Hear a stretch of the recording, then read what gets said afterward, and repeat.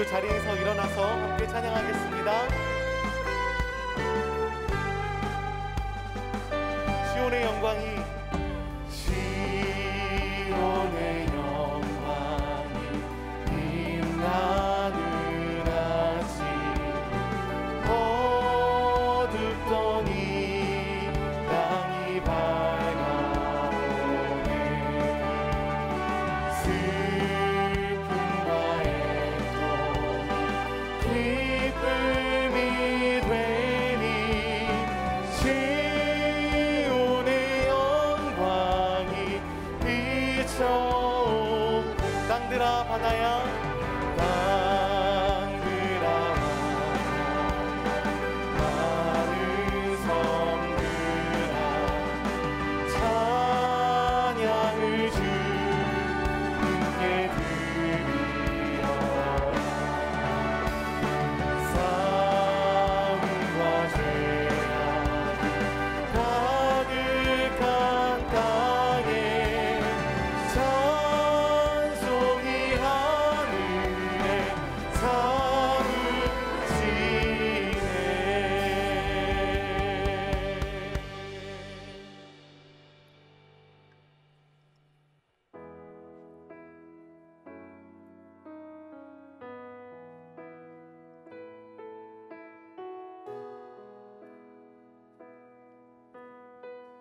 주의 보좌로 나아갈 때에, 주의 보좌로 나아갈 때에 어떻게 나가야 할까?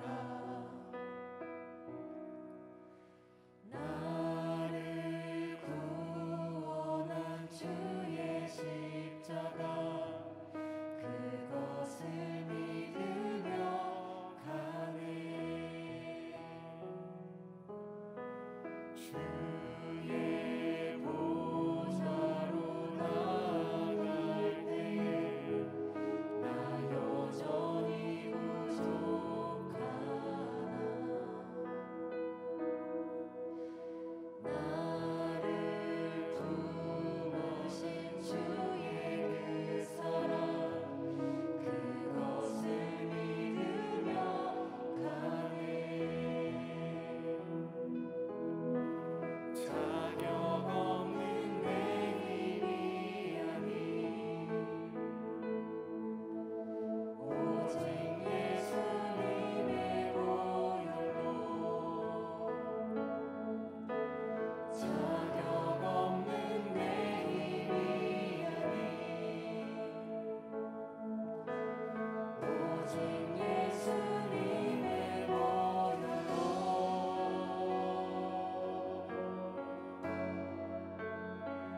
십자가의 보혈, 완전하신 사랑 힘입어 나가리라.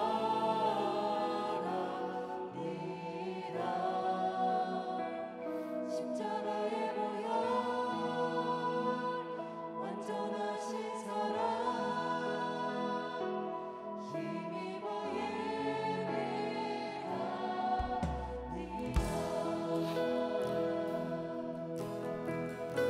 주의 보좌로,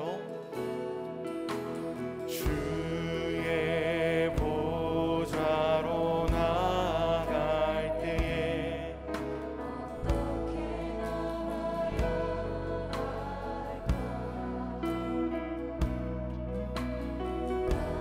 나를 구원한 주의 십자가, 그것을 믿으며 가네. 주의 보좌로,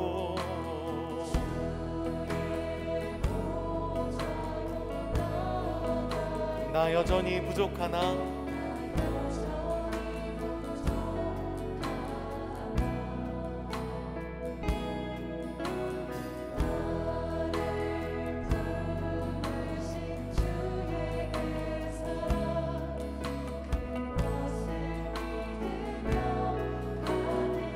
그렇습니다. 자격 없는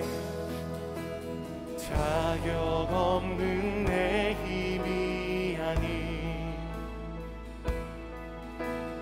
오직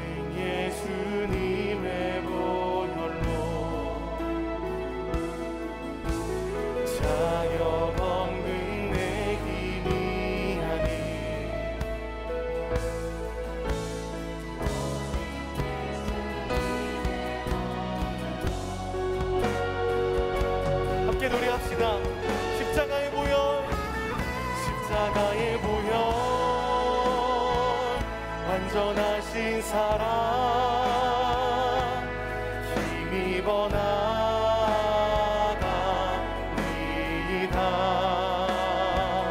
십자가의 보혈 완전하신 사랑 힘입어 예배한 십자가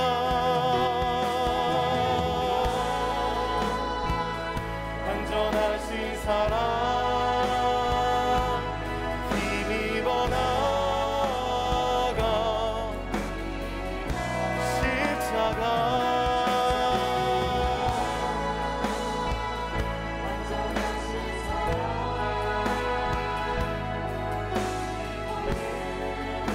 이렇게 한 번 더 고백합시다. 자격 없는 내 힘이 아닌 자격 없는 내 힘이 아닌 오직 예수님의 복 자격 없는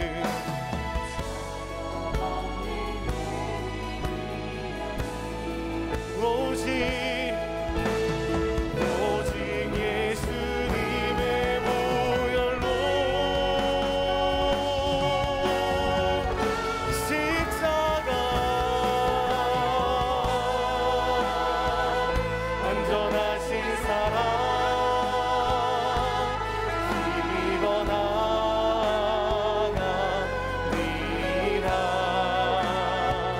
십자가의 보혈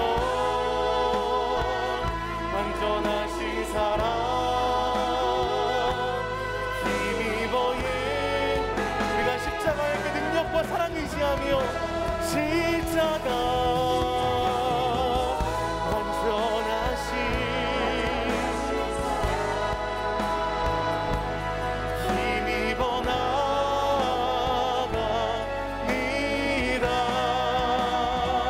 십자가의 보혈 완전하신 사랑 힘입어 예배합니다.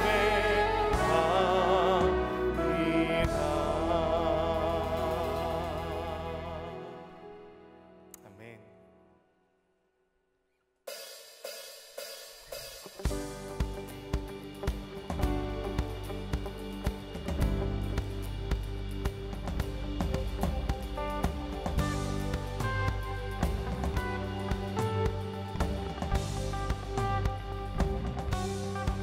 주의 선하심과 진실함을 담기 원해 그의 빛으로 나갈 때 그 성품 닮아가네. 빛을 닮아갈 때 주가 주신 자유함으로 옳은 대로 돌아와서 별같이 비추네. 빛으로 비추시네. 어둠이 드러나고 나를 숨은 어물에서 벗어나게 하시네. 빛으로 일어서네. 어둠이 밝혀지고 빛 대신 우리 주와 이 생명길 가네.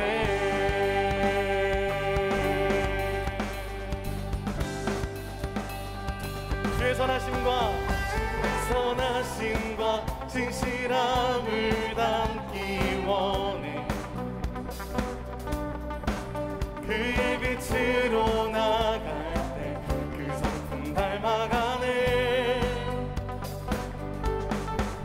빛을 닮아갈 때 주가 주신 자유함을 우리의 삶이 옳은 대로 돌아와서 별같이 비추네.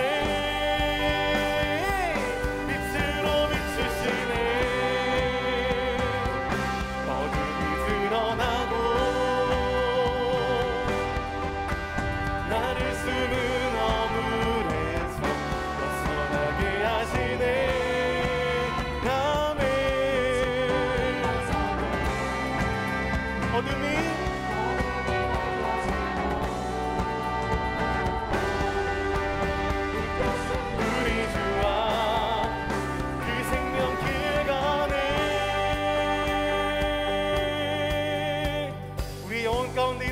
명령하며 노래합시다. 내 영혼아, 내 영혼아 일어나 주의 빛 발하라. 주의 영광이 우리 위에 임하셨네. 내 영혼아 일어나, 내 영혼아 일어나 주의 빛 발하라. 주의 영광이 우리 위에 임하셨네. 내 영혼아, 내 영혼아 일어나 주의 빛 발하라. 주의 영광이 우리 위에 임하셨네. 내 영혼아, 내 영혼아 일어나 주의 빛 발하라. 주의 영광이 우리 위에 임하셨네. 빛으로 비추시네. 어둠이 드러나고 나를 숨은 어물에서, 나를 숨은 어물 결단코 벗어나게 하시는 빛으로. 아멘. 어둠이 밝혀지고 빛 대신 우리 주와 그 생명길 가네. 빛으로 어둠이 드러나고 나를 숨은 어물에서 벗어나게 하시네. 아멘.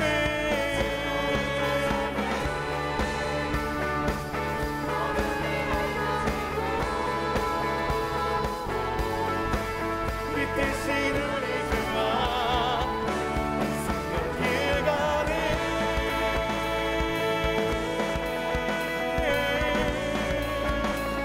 우리를 생명의 길로 이끄시는 주님 찬양하고 경배합니다. 마침내 그분의 빛이 우리 가운데 들어와 우리의 모든 어두움을 드러내시고 빛된 길로 걷게 하실 것입니다. 아멘.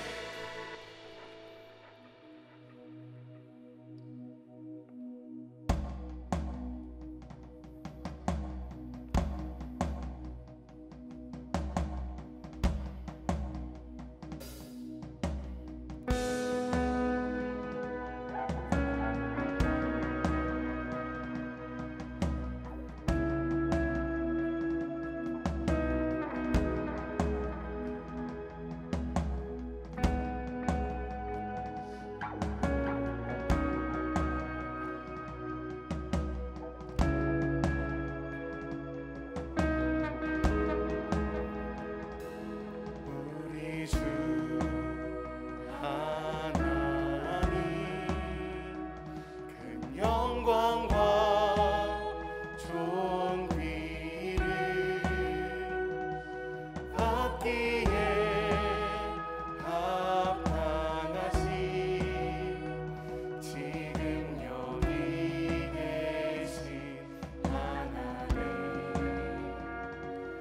온 천지 만물을 지으시고 다스리는 권능과 능력으로 주의 말씀이 이루시니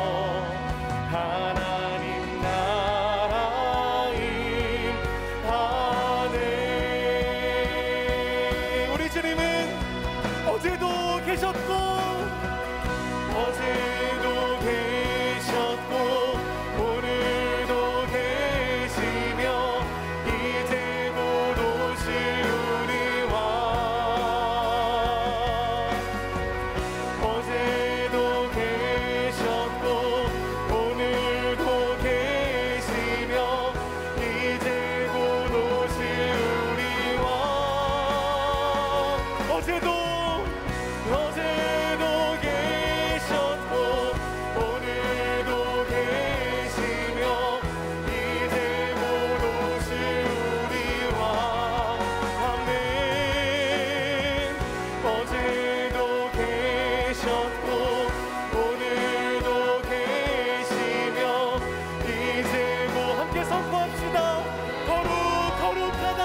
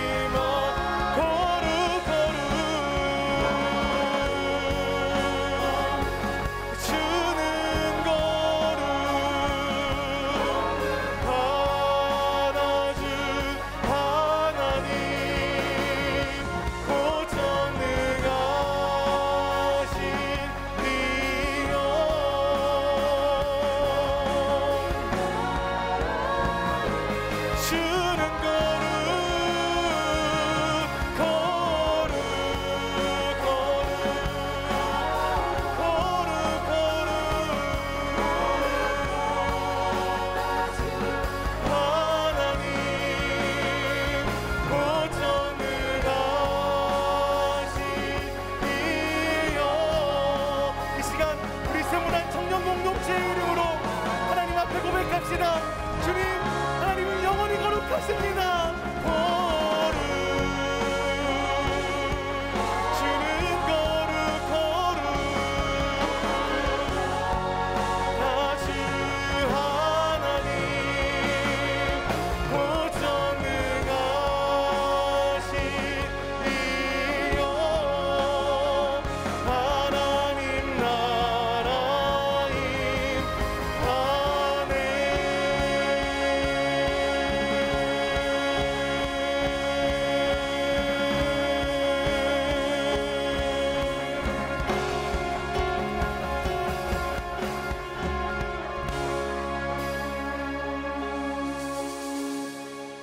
우리가 주일마다 이렇게 모여서 예배하고 있지요. 거룩하신 하나님 앞에 서는 것입니다. 그의 아들을 우리를 위하여 보내시고 죽기까지 사랑하신 그 하나님 앞에, 그 거룩하신 존전 앞에 서는 것입니다. 보이지 않고 만져지지 않아서 하나님이 얼마나 크신 분이신지, 그분의 거룩함이 어떤 모습인지 우리가 다 알지는 못하지만 이 시간 성령님께 구하며 도움을 구하며 함께 기도합시다. 거룩한 예배자로 설 수 있기 원합니다. 지금 내 마음은 그렇게 거룩하지 않지만 지난 나의 일상을 돌아보면 내가 과연 이 거룩하신 하나님 앞에 홀로 설 수 있는 존재인가 의심이 들지만, 그 아들의 사랑으로 우리를 품으신 그 하나님 앞에, 그 거룩하심 앞에 우리가 온 마음과 온 존재를 다해서 정직하게 설 수 있기 원합니다. 성령님, 이 예배 가운데 찾아오시고 우리 영혼에 침투하여 주시고 말씀하여 주시옵소서. 우리 간절한 마음으로 함께 기도하겠습니다.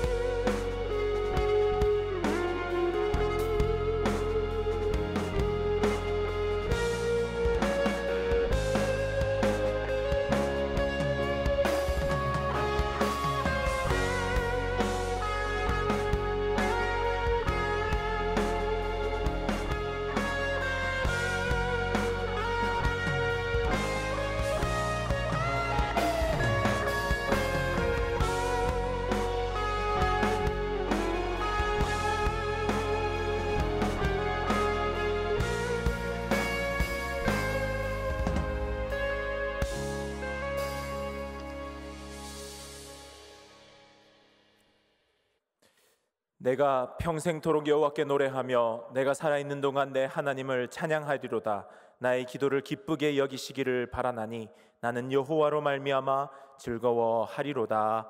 아멘.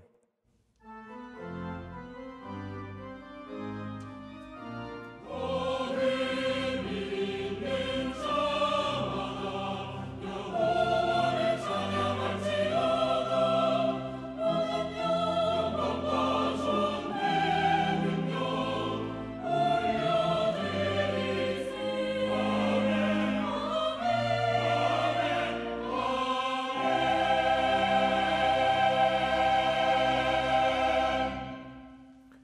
성시교독 127번 사순절 4번입니다.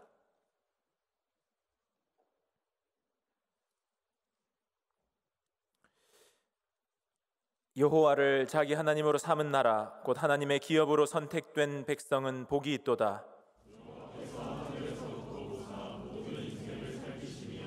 곧 그가 거하시는 곳에서 세상의 모든 거민들을 굽어 살피시는도다.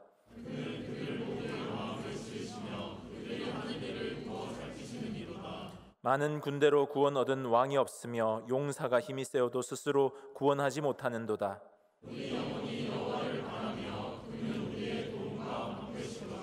우리 마음이 그를 즐거워하며 우리가 그의 성호를 의지하였기 때문이로다.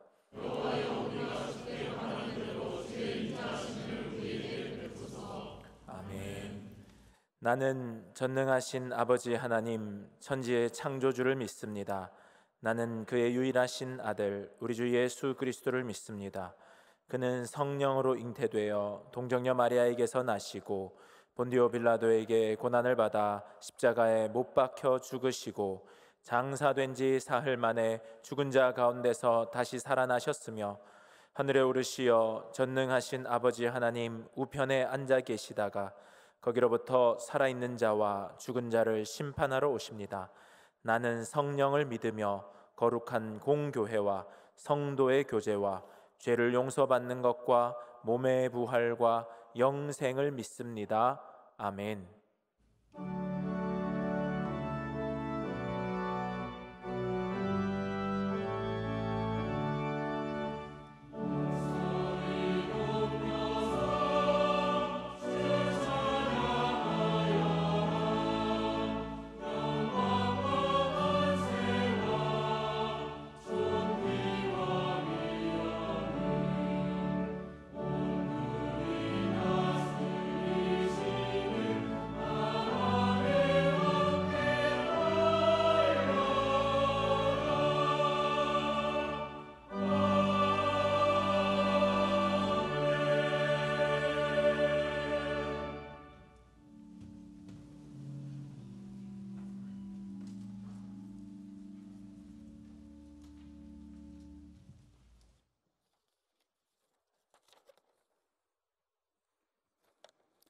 하나님 감사합니다.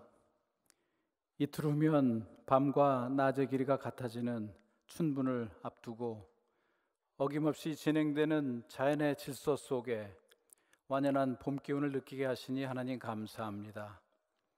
이제 주일을 맞이하여 저희들의 마음과 발걸음을 예배의 자리로 불러주심을 또한 감사드리며 이 시간 세상에 대한 많은 생각들을 모두 내려놓게 하시고 하나님께만 집중하고 저희가 드리는 예배가 영과 진리로 드리는 참된 예배가 되도록 인도하여 주시옵소서. 사순절 넷째 주일을 맞으며 예수님께서 왜 십자가에 돌아가셨는지 그 답을 구하며 감사와 경건의 마음으로 사순절을 보낼 수 있도록 인도하여 주시옵소서. 지난주 봄 부흥 사경회를 통하여서 인생 역전의 주제로 말씀을 주심을 감사합니다. 자신의 생각으로 나아가는 인생길을 돌이키셔서 우리와는 차원이 다르신 하나님의 생각에 따라 하나님의 길로 이끄시는 그런 하나님이심을 믿으며 결과적으로는 모든 것이 합력하여 선을 이루심을 또한 믿습니다. 내 생각이 무엇이 옳은가의 기준에 묶여있는 한계를 넘어서서 어떻게 하는 것이 하나님께 기뻐하시는 일인가의 기준을 적용할 수 있도록 인생을 바라보는 관점이 한 단계 더 성숙해지도록 인도하여 주시옵소서. 나의 삶을 이끄시는 하나님의 크신 계획을 찾아 하나하나의 사건 이면에 역사하시는 하나님의 맥락에 그 시선을 맞추는 인생이 되도록 인도하여 주시옵소서. 교회를 위하여 기도드립니다. 하나님의 사랑을 깨달은 신인류가 모인 공동체인 교회의 생활을 통하여 교인 한 사람 한 사람의 속사람을 능력으로 강건하게 하시고 하나님의 모든 충만하신 것이 더욱 충만하게 되는 그런 참 교회가 되도록 인도하여 주시옵소서. 교회가 세상 문화와 사회 속 죄도를 뒤쫓아가지 않도록 지켜주시고 하나님 나라를 세상 속에서 실현하는 통로의 역할을 할 수 있도록 능력을 주시옵소서. 세문안의 6번째 예배당 시대가 본격적으로 다시 전개되고 있습니다. 새성전 입당 시 선언된 세문안의 비전과 꿈, 교계와 사회에 대한 세문안의 약속이 하나씩 실현되도록 인도하여 주시옵소서. 5년 후 140주년에는 헌당이 완료되고 언더우드 선교사의 선교 정신이 계승 발전되어 젊은 세대들이 우선적으로 찾아오는 교회, 떠도는 크리스천들이 정착하는 교회, 구제와 봉사로 지역사회와 더욱 상생하는 교회, 만민이 예배드리고 기도하는 선교적 교회가 되도록 인도하여 주시옵소서. 이를 위하여 담임 목사님을 중심으로 온 교회가 하나 되어 하나님의 뜻과 지혜를 겸허히 구하는 기도하는 교회가 되게 하여 주시옵소서. 이번 주와 다음 주에 공동회의를 통하여 하나님 마음에 합한 교회의 항존직 일꾼들이 선출되도록 인도하여 주시옵소서. 한반도의 핵 위협과 전쟁이 없도록 지켜주시고 우크라이나 전쟁이 하루속히 종식되도록 간섭하여 주시옵소서. 지진으로 어려움이 계속되고 있는 튀르키예와 시리아 국민들을 위로하여 주시고 어려움을 해결하여 주시옵소서. 저희들 한 사람 한 사람의 필요와 어려움과 또 소망을 모두 감찰하시는 하나님, 저희들 각자의 기도 제목을 기억하여 주시고 하나님의 뜻 안에서 응답하여 주시고 하나님의 선하심과 인자하심이 저희들의 삶 속에 늘 함께하여 주시옵소서. 한기림 찬양대와 연합 찬양팀이 정성껏 준비한 찬양을 기뻐 받으시며 말씀을 대언하실 담임 목사님의 영육간의 강건함을 지켜주시고 기독교와 역사의식의 제목으로 하나님의 말씀을 전하실 때 성령 충만함으로 채워주시옵소서. 모든 것 감사드리며 예수님의 이름으로 기도드립니다. 아멘.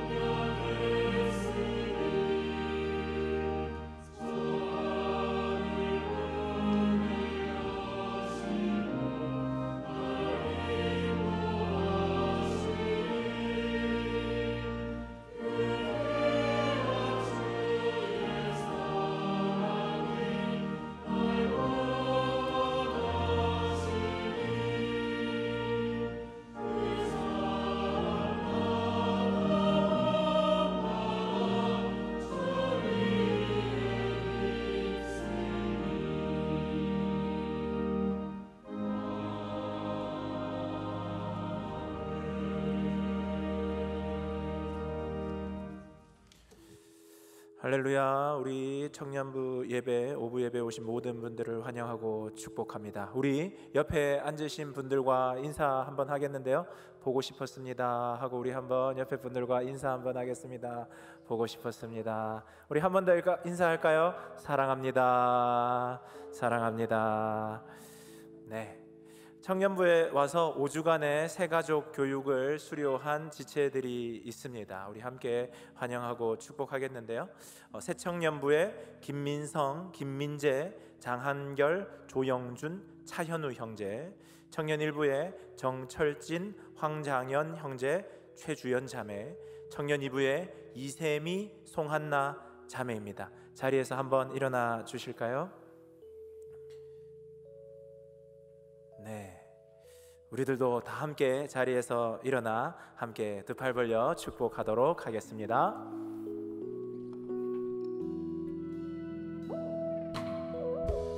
하나님의 사랑이 당신의 삶 가운데 가득하기를 축복합니다.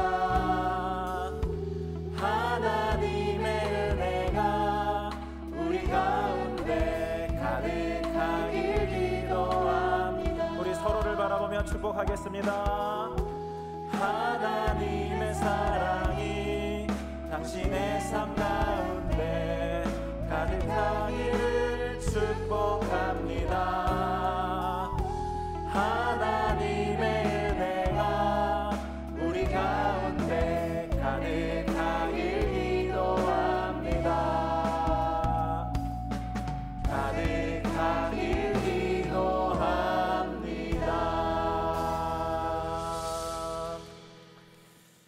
오늘 우리 교회 처음 오신 분들을 환영합니다. 예배 후 4층 로비 새가족 배너 앞으로 가시면 여러분을 반갑게 맞이하는 새가족 팀의 안내를 받으실 수 있습니다. 오늘은 사순절 넷째 주일로 지킵니다. 예배 참석하신 우리 모든 청년들, 장로 10인, 안수집사 20인, 권사 50인 선출을 위한 1차 공동의회가 오늘, 그리고 2차 공동의회가 다음 주일 오후 6시에 대예배실에서 각각 개최됩니다.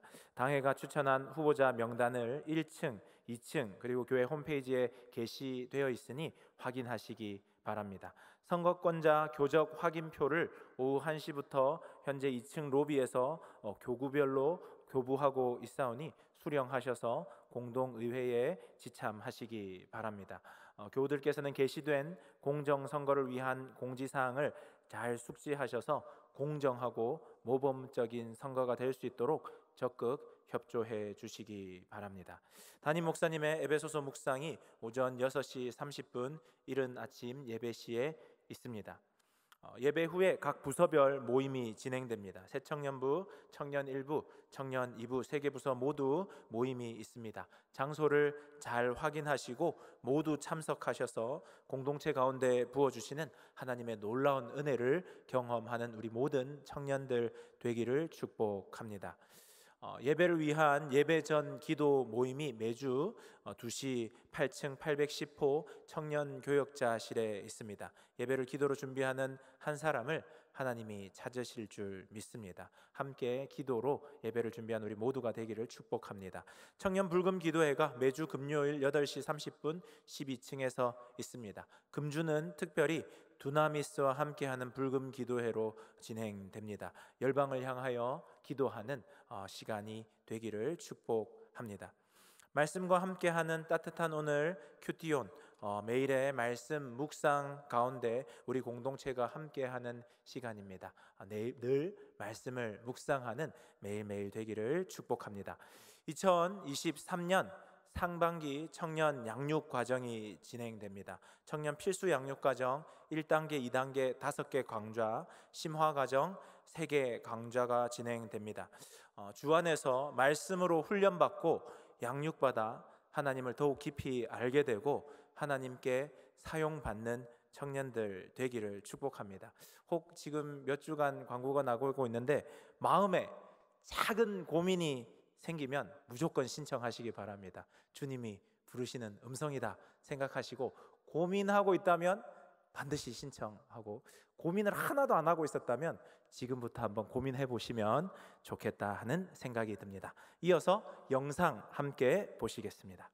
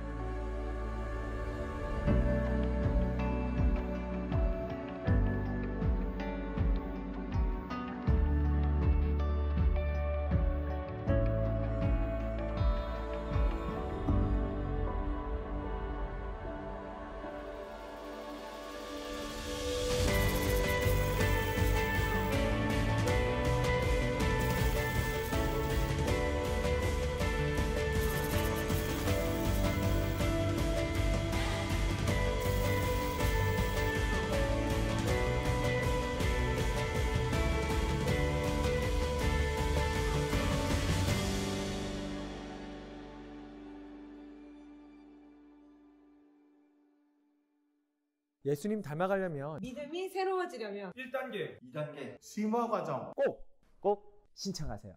함께해요.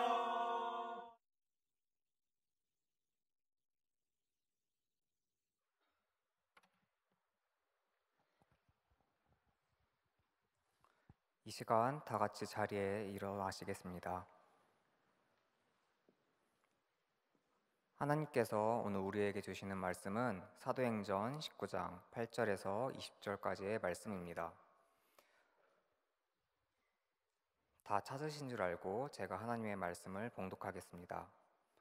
바울이 회당에 들어가 석 달 동안 담대히 하나님 나라에 관하여 강론하며 권면하되 어떤 사람들은 마음이 굳어 순종하지 않고 무리 앞에서 이 도를 비방하거늘 바울이 그들을 떠나 제자들을 따로 세우고 두란노 서원에서 날마다 강론하니라. 2해 동안 이같이 하니 아시아에 사는 자는 유대인이나 헬라인이나 다 주의 말씀을 듣더라. 하나님이 바울의 손으로 놀라운 능력을 행하게 하시니 심지어 사람들이 바울의 몸에서 손수건이나 앞치마를 가져다가 병든 사람에게 얹으면 그 병이 떠나고 악기도 나가더라. 이에 돌아다니며 마술하는 어떤 유대인들이 시험 삼아 악기 들린 자들에게 주 예수의 이름을 불러 말하되 내가 바울이 전파한 예수를 의지하여 너희에게 명하노라 하더라. 유대의 한 제사장 스게와의 7 아들도 이 일을 행하더니 악기가 대답하여 이르되 내가 예수도 알고 바울도 알거니와 너희는 누구냐 하며 악기 들린 사람이 그들에게 뛰어올라 눌러 이기니 그들이 상하여 벗은 몸으로 그 집에서 도망하는지라. 에베소에 사는 유대인과 헬라인들이 다 이 일을 알고 두려워하며 주 예수의 이름을 높이고 믿은 사람들이 많이 와서 자복하여 행한 일을 알리며 또 마술을 행하던 많은 사람이 그 책을 모아 가지고 와서 모든 사람 앞에서 불사르니 그 책 값을 계산한즉 은 5만이나 되더라. 이와 같이 주의 말씀이 힘이 있어 흥행하여 세력을 얻으니라. 아멘.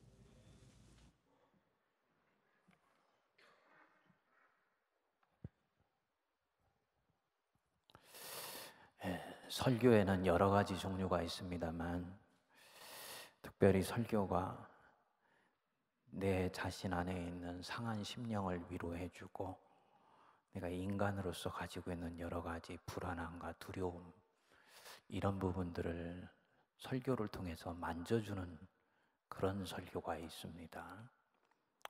또 반면에 설교를 통해서 내가 받은 사명이 무엇인지 또 내가 믿는 하나님이 우리 인생 속에서 어떤 일을 하시는지 이 큰 스펙트럼을 얘기해 주는 설교가 있어요.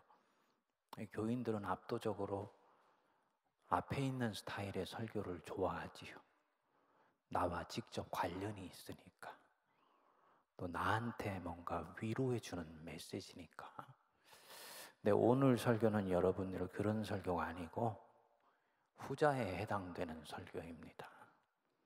근데 되게 이제 그러다 보니까 설교자들은 주로 전반부에 나에게 해당되는 얘기들을 많이 해주는데 문제는 그렇게 되면 기독교라는 큰 이 물길이 가는 길을 결국은 놓치게 돼요.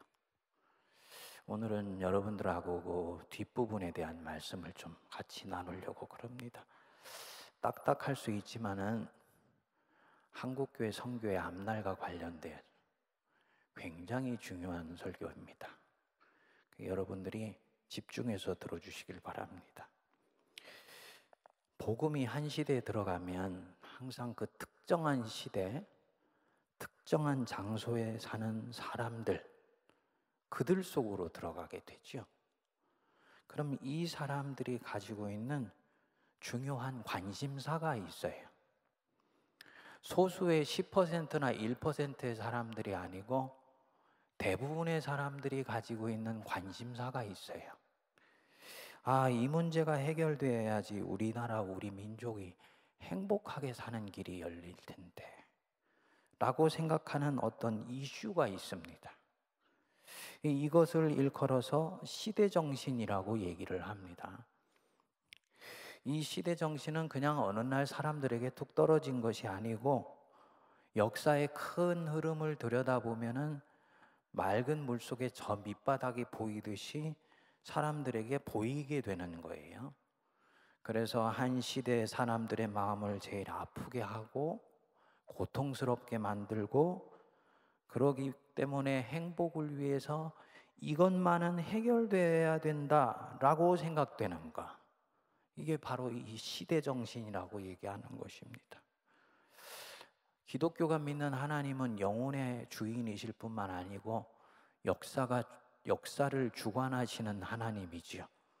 그렇기 때문에 당연히 이런 문제를 교회나 성도가 붙들고 씨름하는 것은 역사를 섭리해 가시는 하나님의 큰 뜻에 부합되는 것이라고 얘기할 수가 있는 거예요. 예를 들어서 구한말의 시대정신, 그 일제시대가 시작되기 전에 조선 말엽의 시대정신이다. 그러면 당연히 근대화였죠.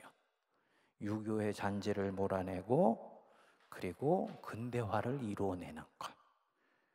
우리나라에 들어왔었던 선교사들이 이 땅에 들어와서 복음만 전한 것이 아니고 학교를 세우고 병원을 지어서 백성들의 영혼과 정신과 육체를 다 구원하려고 했었던 것은 바로 이런 시대정신을 읽어낸 것과 연결이 되어 있습니다.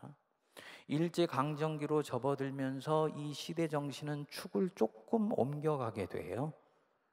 당연히 민족이 나라를 빼앗겼을 때니까 민족 독립, 민족 의식, 이게 시대정신이 되는 거죠. 그래서 그 당시에 전국에 있었던 교회가 팔을 걷어붙이고 나서서 국채보상운동이라는 걸 시작해요. 나라가 점점 빚이 많아지면서 나중에 일본에 경제적으로 팔리게 되어 있으니까 그거 막아보고자 한 것입니다. 그래서 금주 금연운동을 하면서 이 국채보상운동을 하기 위한 재원을 만들게 돼요. 한국교회 안에 금주와 금연에 대한 전통이 생기게 된 것이 바로 이런 부분들입니다. 교회가 아직 채성장도 하기 전이었는데 3.1운동에 나서게 된 것도 바로 이런 이유입니다. 당시에 교회 자신의 상황으로 보면 한국교회는 이런 민족적인 큰 이슈에 뛰어들 수 있는 준비가 안 되었었습니다. 그럴 힘이 없어 보였어요. 그런데 한국교회가 3.1운동을 적극적으로 주도하게 되고 전국의 교회가 30만 명도 채 안 되는 상황인데 이 만세운동을 적극적으로 이끌어가게 됩니다. 교회가 자신이 더한 그 시대의 시도정신을 읽어낸 거예요. 백성들이 가장 아파하고 고통하는 문제가 무엇인지를 들여다보고 그 문제를 끌어안고 함께 해결해 보려고 몸부림을 쳤던 것입니다. 그래서 3.1운동 이후에 일제가 엄청나게 교회를 박해하게 되었는데 불과 10년이 지나기 전에 교회는 폭발적으로 부흥하게 됩니다. 이유가 있어요. 기독교가 서양 선교사들이 와서 복음을 전하는 거 보고 기독교는 외래 종교네, 서양 종교네 라고 생각을 했는데 이 한국 교회는 우리가 당하는 아픔과 애환과 고통과 눈물에 깊이 관심 갖고 있구나 라는 것을 알게 되면서 기독교 신앙을 백성의 종교, 민족의 종교로 인식하는 마음이 생기게 된 것입니다. 그러니까 뭘 말하는 것이냐면 교회가 역사의식에 깨어 있어서 그 시대 정신을 읽어내고 거기에 부응하면 교회가 선교와 부흥의 결정적인 계기를 갖게 되고요. 교회가 터에 있는 사회 속에 하나님의 나라가 확장되는 놀라운 역사가 일어나게 됩니다. 오늘 우리가 묵상하는 이 사도행전은 사도 바울이 한 도시와 문화 속에 들어가서 그 도시의 시대 정신을 읽어내는 대목이에요. 그래서 복음으로 답을 제시해 주게 되었을 때 어떤 엄청난 일들이 일어나는지를 누가가 아주 감격스럽게 보여줍니다. 사도 바울이 이제 본격적으로 3차 전도 여행에 나서게 됐어요. 그래서 에베소시로 들어옵니다. 이제 바울에게는 이게 3차 전도 여행이니까 1, 2차 전도 여행 속에서 전도와 선교의 경험이 축적되어 있겠지요. 그리고 사도 바울이 고린도에서 예수님을 다시 만났어요. 자기의 낙심했던 마음이 힘을 얻게 되면서 자기의 내적인 중심이 하나님 중심으로 더 강고하게 서게 되었습니다. 그 다부진 마음으로 이제 이 도시로 들어온 거예요. 그리고 이 도시 속에서 사도 바울이 자기의 선교의 금자탑에 해당되는 에베소 선교를 이루게 돼요. 에베소시는 로마 알렉산드리아와 함께 당시 세계 4대 도시 중에 하나였습니다.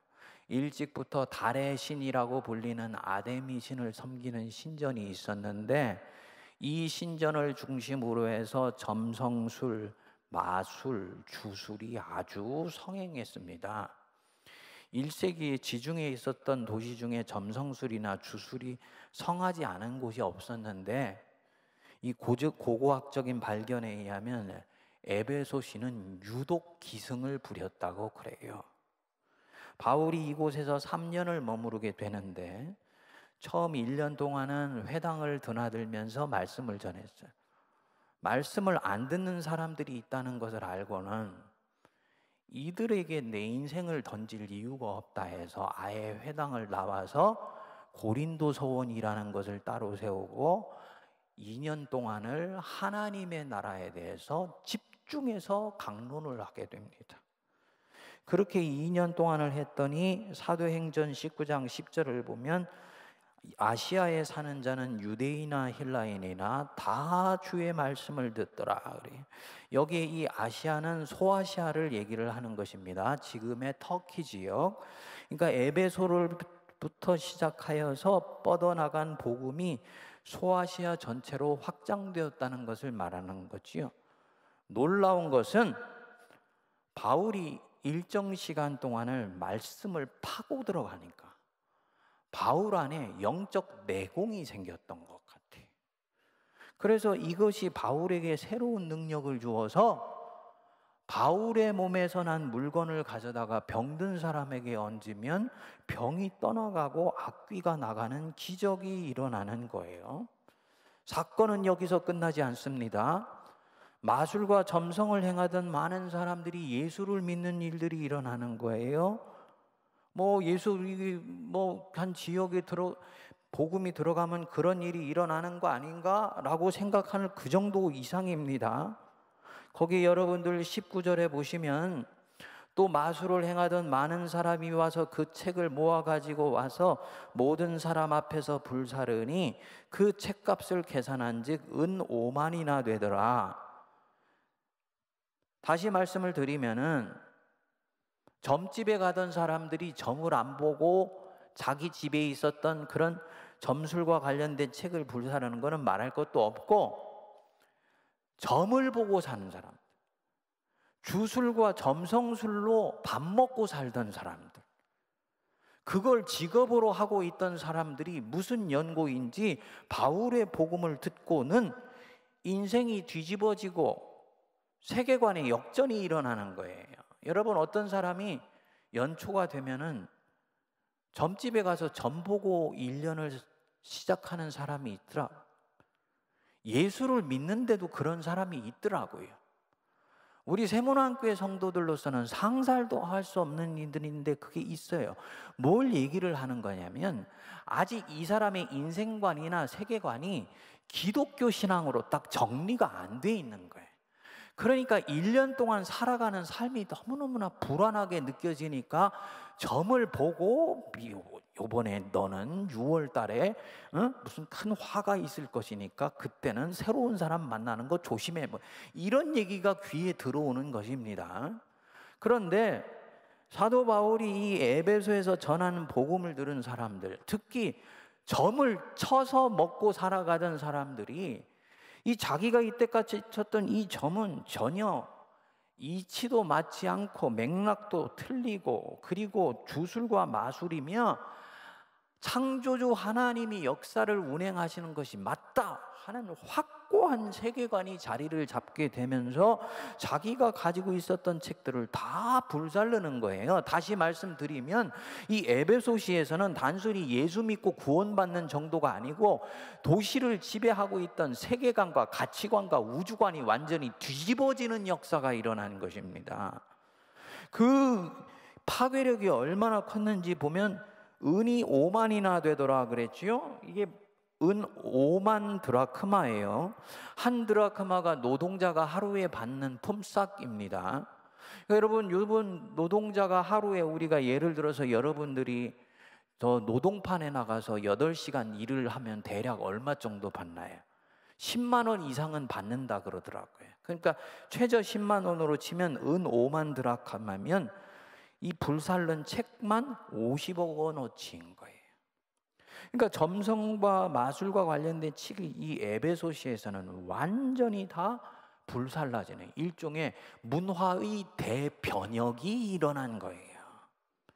그러니까 기독교 신앙이 한 도시 안에 들어가서 개인의 영혼을 바꾸는 것은 말할 것도 없고 문화의 흐름을 바꾸고 그 시대의 악을 몰아내고 새로운 가치관과 세계관을 가진 사람들로 들끓는 그런 일들을 만들어냈다는 거죠. 저는 우연히 일어난 일이라고 보지 않습니다. 생각해 보세요. 왜 이런 문화 대변혁이 1, 2차 전도여행 때 일어나지 않고 3차 전도여행 때 일어나냐? 1, 2차 전도여행을 추적해 보면 사도 바울은 어디에 가든지 영혼 구령을 해서 회심한 그리스도인들을 만들었는데 주된 역점을 써. 그리고 이들을 중심으로 교회를 만들어요. 그런데 이 3차 전도 여행에서는 에베소시에 교회가 세워지는 정도가 아니고 복음으로 변화되어서 도시 전체가 완전히 기독교 복음이 왕성한 곳으로 만들어내는 거예요. 거기 20절에 이렇게 누가가 이 에베소 성교에 대해서 보고를 하지요. 20절, 이와 같이 주의 말씀이 힘이 있어 흥왕하여 세력을 얻으니라. 이 사도행전에 나오는 바울 선교에서 누가가 유일하게 주의 말씀이 힘이 있어 흥왕하여 세력을 얻으리라 라는 구절은 여기에밖에 나오지를 않습니다. 여기 이 세력을 얻는다라는 말이 헬라어로는 크라토스인데요. 통치권을 얻는다. 주도권을 행사한다. 대통령이 청와대에서 국가를 다스릴 때 쓰는 말이 바로 이 크라토스예요.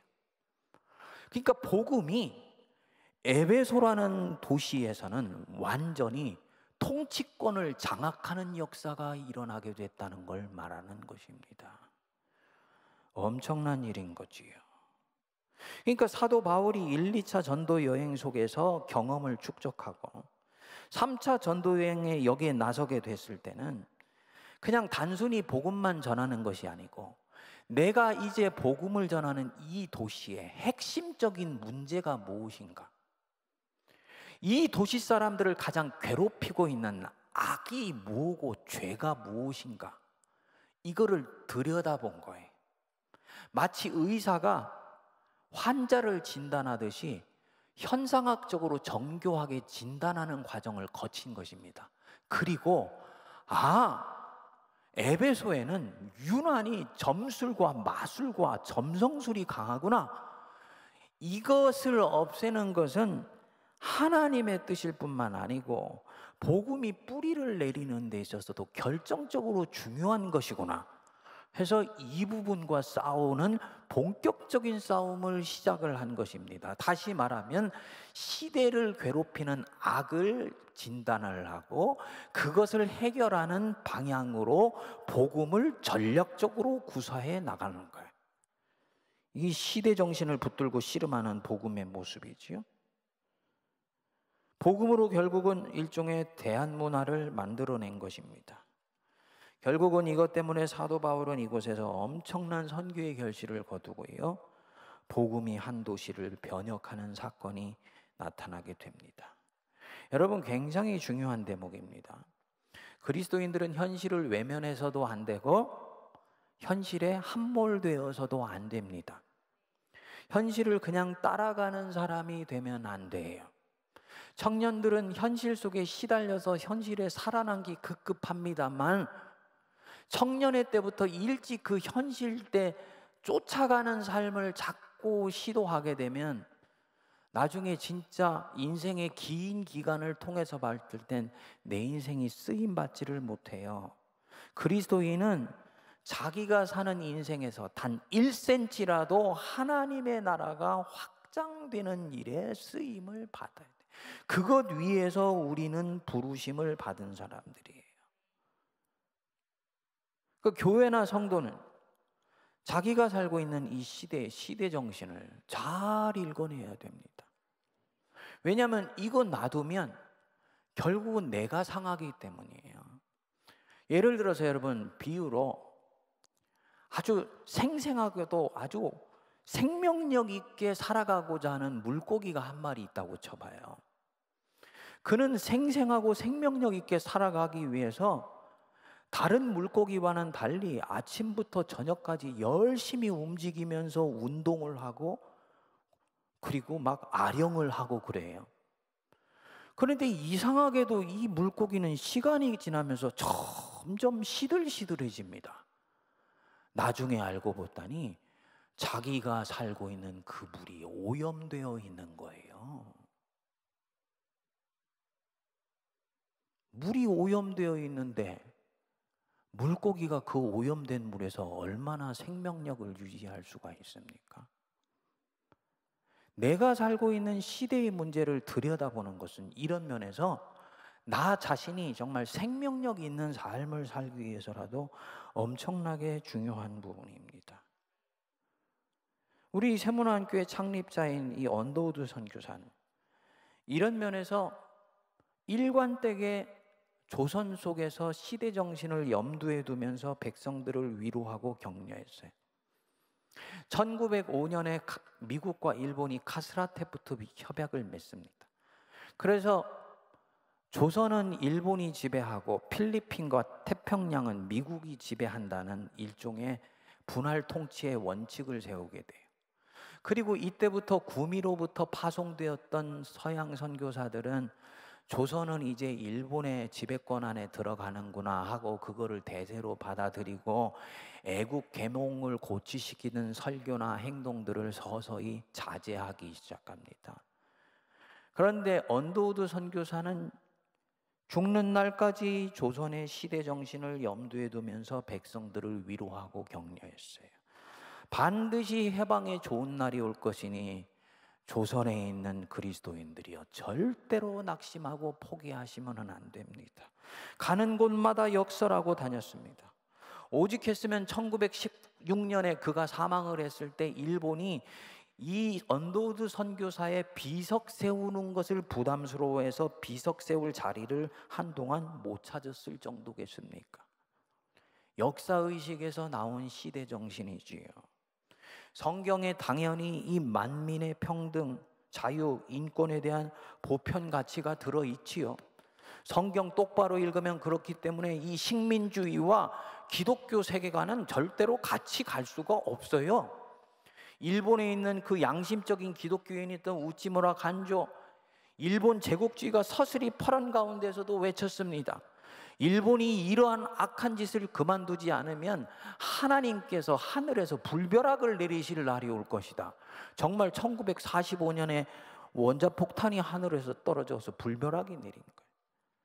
기독교인이면 자기가 사랑하는 조국이 잘못 가고 있을 땐 아니라고 얘기할 수 있는 거예요. 그게 바로 시대 정신이에요.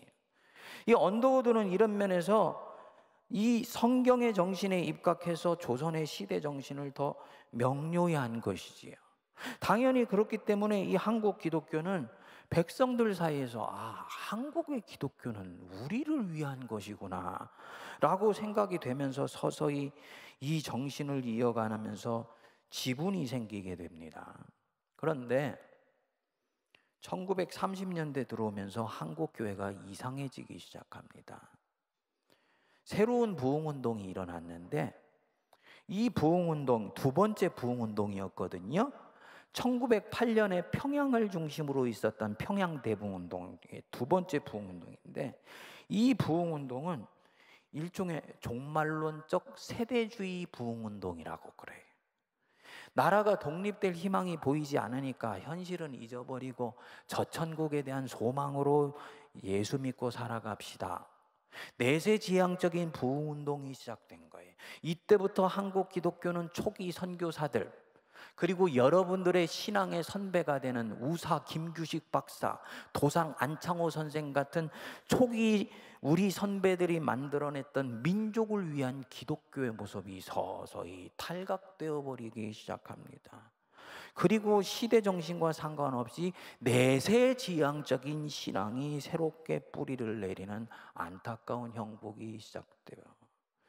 그 결말이 1938년에 각 교단 총회가 공식적으로 결정을 하여서 전국교회가 신사참배 운동에 나서게 되는 것입니다.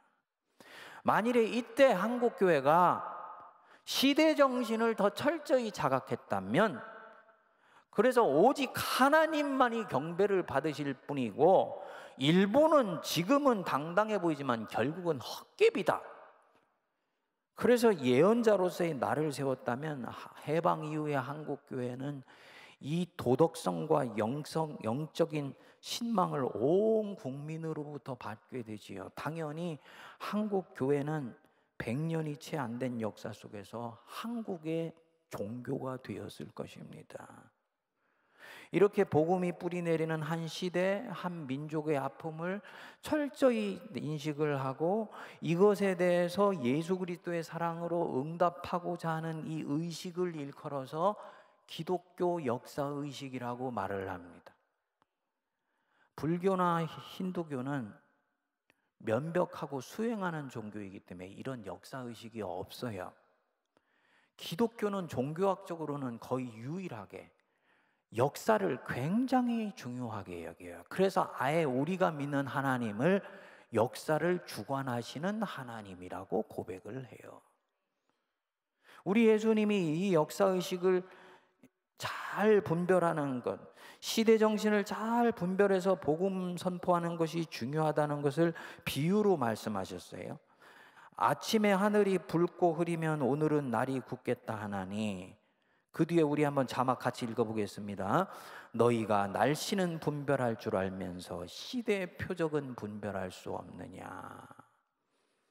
어떻게 날씨는 분별하면서 시대의 표적, 이 시대의 복음이 가야 되는 길, 이 에베소라는 도시에서 교회가 당분간 서 가야 되는 그 흐름은 너희들이 분별을 하지 못하고 예수를 믿는다는 말이냐.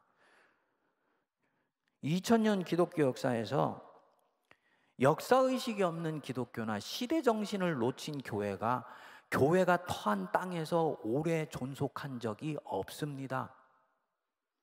초대교회 때 아시아의 7교회, 결국은 시대정신을 놓쳐버려가지고요, 이슬람교도에 의해서 완전히 말아먹혀서 오늘날 그 터키 지역에 가면 7개 아시아 교회에 뼈대만 남아있어요.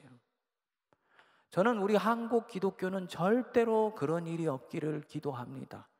어떻게 해야 되는 것이냐? 하나님이 역사의 주관자로서 우리를 이끌어 가시고 교회를 이끌어 가시며 그 시대의 교회가 해주시는 사명을 민감하게 깨어 있으면서 그것을 포착해내는 게 중요해요. 그래서 설교 단상에서 오늘 이 부담스러운 설교지만 이런 설교들이 나와야 되고요. 청년들, 여러분들 스스로가 자립하여서 현실 속에 뿌리를 내려서 서는 것이 힘들다는 것 알아요. 하지만 현실이 힘들다고 현실에 함몰될수록 오히려 현실에 맥혀버린다는 것 반드시 기억하십시오. 오늘의 우리 MZ세대를 도대체 힘들게 하는 게 뭘까? 어떻게 해서 대한민국 역사상에서 처음으로 앞세대보다도 못 사는 세대가 지금 형성되고 있는가? 치열하게 스스로를 들여다보면서 자기 연민에 빠지지 말고 앞세대 손가락질하고 탓한다고 해서 문제 해결되는 것 하나도 없어요.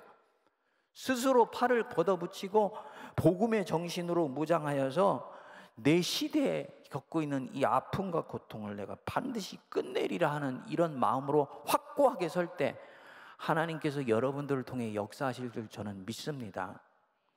이번에 이 중앙일보에서 이 저출산 문제 때문에 지금 계속해서 이 연재 리포트를 내고 있는데요.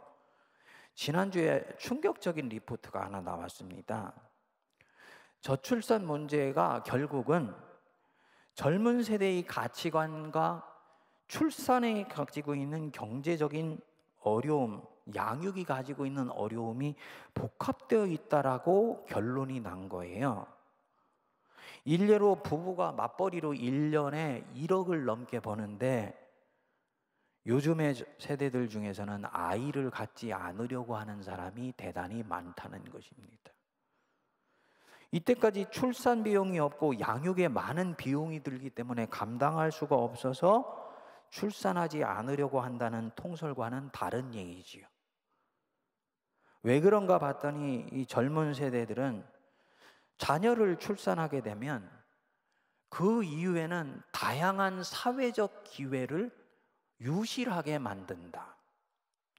출산과 육아에 따른 비용과 에너지로 인해서 더 나은 신분 상승의 기회를 박탈당하게 된다고 인식하고 있다는 것입니다.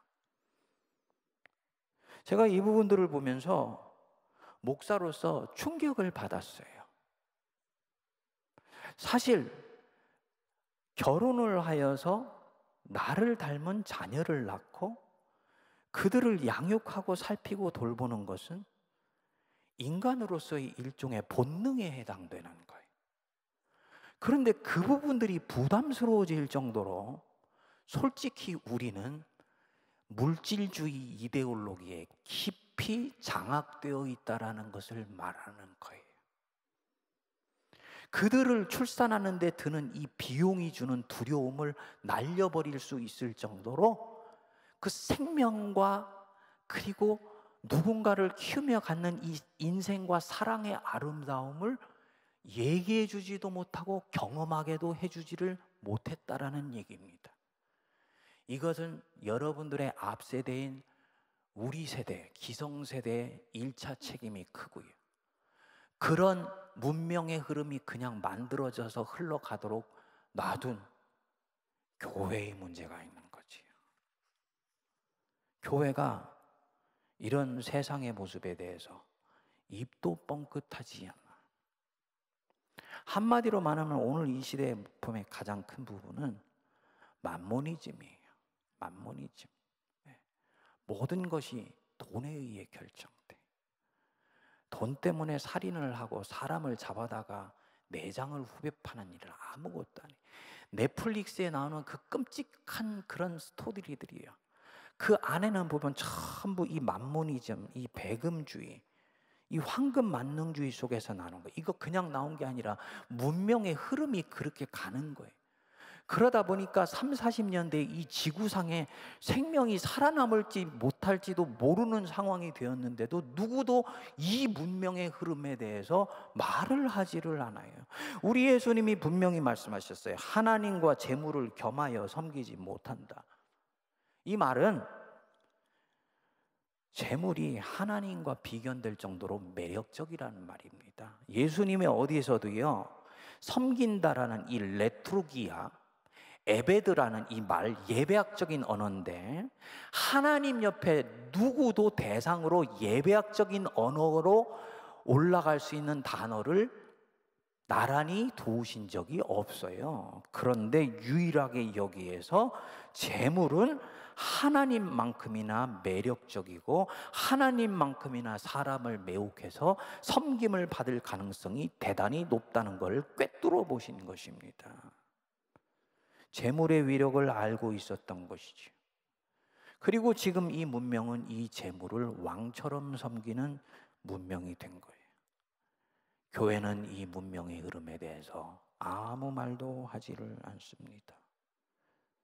시대 정신을 놓치고 있는 거죠. 그래서 교회가 10%대의 신뢰도를 세상으로부터 얻는 것입니다. 저는 예수를 믿기 전이 있기 때문에 아는데요, 예수 믿지 않는 사람들, 자기가 이대로 가면 안 된다는 것 알고 있습니다.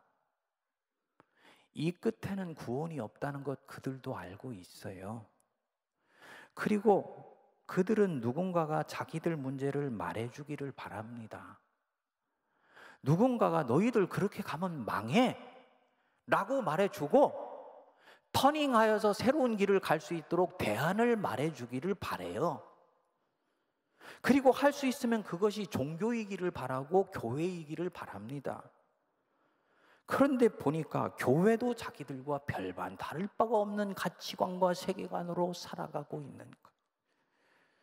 얼마나 매력이 없어 보이는 집단으로 보이겠습니까? 이런 면에서 에베소의 교회는, 바울은 에베소라는 이 도시에 분명한 대안을 제시를 합니다. 점술과 주술과 마술보다도 더 탁월하게 인간의 운명을 이끌어가는 힘이 있다라는 것을 말해주는 거예요. 3년 동안을 열심히 복음을 전하고 났더니 그 바울의 몸부림 끝에 사람들이 이 바울의 대안에, 복음이라는 대안에 매료되었습니다. 말씀 마무리합니다. 로마서 12장 2절은 말씀합니다. 너희는 이 세대를 본받지 말고 오직 마음을 새롭게 함으로 변화를 받아 하나님의 선하시고 기뻐하시고 온전하신 뜻이 무엇인지 분별하도록 하라. 현실이 힘들지라도 현실에 절대로 함몰되지 마십시오. 그 현실 속에서 역사하시는 하나님의 손길을 확신하세요. 그리고 현실을 이길 수 있기 위해서라도 현실 속에서 흐르고 있는 시대 정신을 잘 분별해 보세요. 그리고 이 문명 속에 있는 물질주의에 내 영혼을 맡기지 말고 인자에 온 것은 양으로 생명을 얻고 또 풍성히 얻게 하려는 것이다. 내게 주신 이 생명 누리고 그 생명 다른 사람과 나누는 일에 인생을 걸기를 바랍니다. 이렇게 될 때 그분은 세상을 이기는 사람이 될 것이고요. 이 에베소에 일어났던 놀라운 복음의 역사, 우리 세문안교회를 통해, 여러분들을 통해 일어나게 될 줄로 믿습니다. 우리 다 같이 자리에서 일어나셔서 함께 결단 찬송하면서 주신 말씀 기억하고 기도하겠습니다.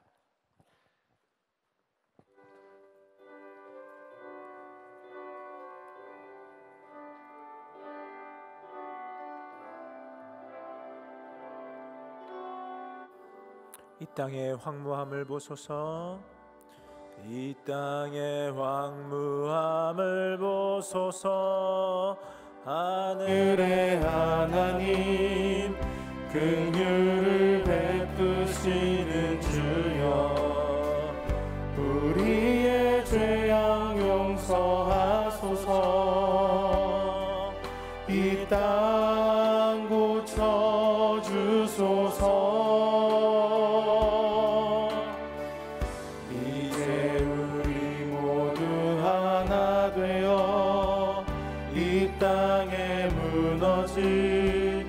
기초를 다시 쌓을 때 우리의 우상들을 태우시. 성령의 불 임하소서. 부흥의 불길 타오르게 하소서. 진리의 말씀 이 땅 새롭게 하소서. 은혜의 강물 흐르게 하소서. 성령의 바람 이제 불어와 오 주의 영광 가득한 새날 주소서. 오 주님 나라 이 땅에 임하소서. 부흥의 불길 타오르게 하소서. 진리의 말씀 이 땅 새롭게 하소서. 은혜의 강물 흐르게 하소서. 성령의 바람 이제 불어와 오 주의 영광 가득한 새날 주소서. 오 주님 나라 이 땅에 임하소서. 부흥의 불길 타오르게 하소서. 진리의 말씀 이 땅 새롭게 하소서. 은혜의 강물 흐르게 하소서. 성령의 바람 이제 불어와 오 주의 영광 가득한 새날 주소서. 오 주님 나라 이 땅에 임하소서.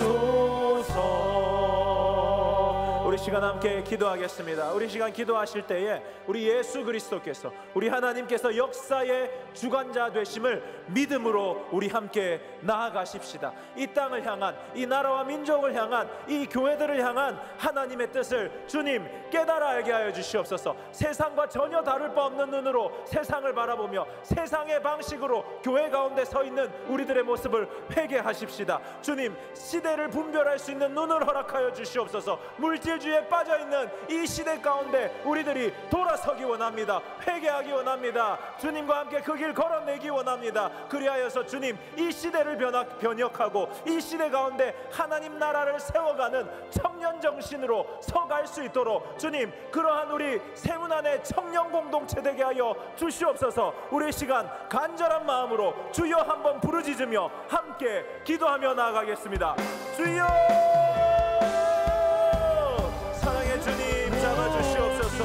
인도하여 주시옵소서. 우리들이 이 시대 가운데에 주님, 이 시대와 동일하게 세속주의에, 물질주의에 완전히 빠져 있었음을 고백합니다. 주님, 이제는 주님, 이 시대를 분별하라고 말씀하신, 이 시대를 본받지 말라고 하신 주님의 그 말씀에 의지하여 이 역사의 주관자가 하나님의 뜻, 하나님이심을 믿음으로, 예수 그리스도인을 믿음으로 이제는 주님, 주님의 시선으로 이 땅을 바라보기 원합니다. 이 시대를 향한 하나님의 뜻을 먼저 찾기 원합니다. 주님, 그 자리에서 우리를 통하여서 이 시대에 주님, 흰옷 입은 주님의 백성을 통하여 일하실 그 놀라운 일, 참된 부흥을 꿈꾸며 나아가길 원합니다. 주님, 잡아주시옵소서. 예수 그리스도의 심장을 허락하여 주시옵소서. 주님의 시선을 허락하여 주시옵소서. 성령님, 우리를 붙잡아 주심으로 이 시대 가운데 주님의 그 크고 놀라운 은혜가 드러나고 나타나게 하여 주시옵소서. 이 시대 가운데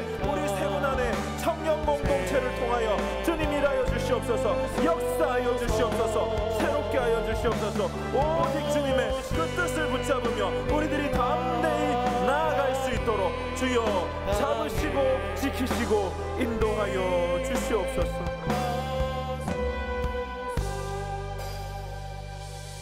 사랑의 하나님, 감사드립니다. 역사의 주관자가, 역사를 이끌어 가시는 분님이 주님이심을 고백합니다. 그리스도인이라 하면서도 물질주의에 빠져 있었습니다. 주님을 내 삶의 주인으로 모신다 하면서도 세상과 똑같은 그 길에 서 있었음을 회개합니다. 주님, 예수 그리스도의 심장을 허락하시고 하나님의 마음을 허락하시고 주님의 시선을 허락하심으로 이 시대를 분별하게 하시고 이 나라와 이 민족과 이 교회를 향한 주님의 뜻을 깨달아 알므로 기꺼이 우리의 삶을 주께 내어드리는, 이 시대를 변혁시켜가는, 이 시대를 하나님 나라로 세워가는 저희들 될 수 있도록 함께하여 주시옵소서. 감사드리며 이 모든 말씀 우리 주 예수 그리스도 이름으로 기도드립니다. 아멘.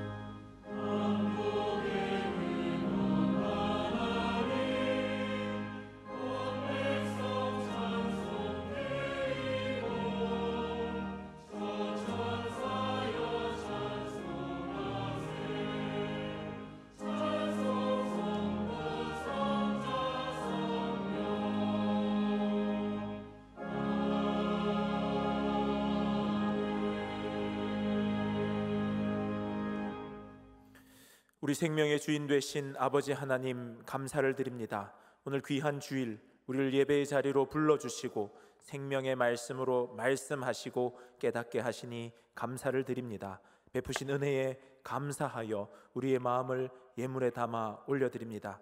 주께 드리는 이 모든 것 기뻐 받으시고 하나님 나라가 세워지는 곳에 사용되게 하시옵소서. 힘써드리는 우리 모든 세문안의 청년들 기억하시고 은혜 더하여 주심으로 더욱 나누고 더욱 흘려보내어도 더 많이 차고 넘치는 하나님의 놀라운 역사를 경험하는 우리 모두가 되게 하시옵소서. 역사의 주관자 되시는 예수 그리스도의 이름으로 봉헌 기도 드립니다. 아멘.